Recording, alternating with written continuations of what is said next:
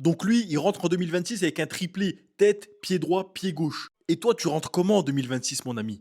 Premier match de Liga cette saison titulaire, il met un triplé au Bernabeu. Et les gars, son triplé, il est exceptionnel.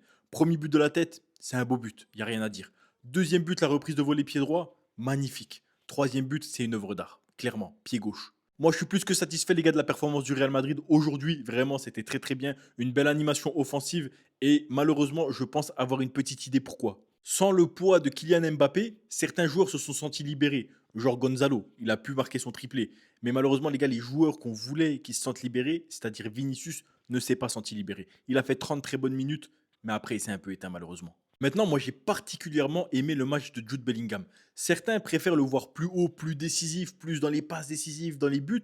Moi, là, aujourd'hui, j'ai aimé, les gars. Ses retours défensifs, venir chercher le ballon bas, défendre, construire, il a vraiment été bon. De plus, Xabi Alonso, il m'a surpris parce que moi, je pensais qu'il allait partir sur un 4-4-2 avec Vinicius et Rodrigo, avec un milieu en triangle, en losange, avec Arda Güler dedans. Au final, les gars, il a contrecarré mes plans. Il a fait un milieu à 3, une attaque à 3, et c'était très très bon. Franchement, je ne peux que m'incliner. C'était très très bon. Maintenant, les gars, oui, on a eu un Gonzalo qui a été exceptionnel. Il n'y a pas de souci. Mais il y a quand même des points négatifs dans le match et je me sens obligé d'en parler. Quand le Real Madrid a marqué le 1-0, ils ont baissé de régime et là, ça a été compliqué. Mais le pire, c'est quand il y a eu 3-0, le Real Madrid, vraiment, j'ai l'impression qu'ils avaient baissé les bras. Ils prennent le 3-1.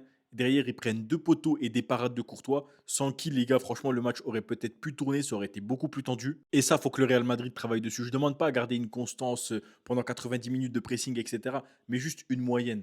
Quand tu veux te reposer un petit peu, quand tu veux calmer le jeu, calme-le, mais vraiment. Ne te mets pas toi-même dans la sauce. Et c'est ce que le Real Madrid fait trop souvent, je trouve.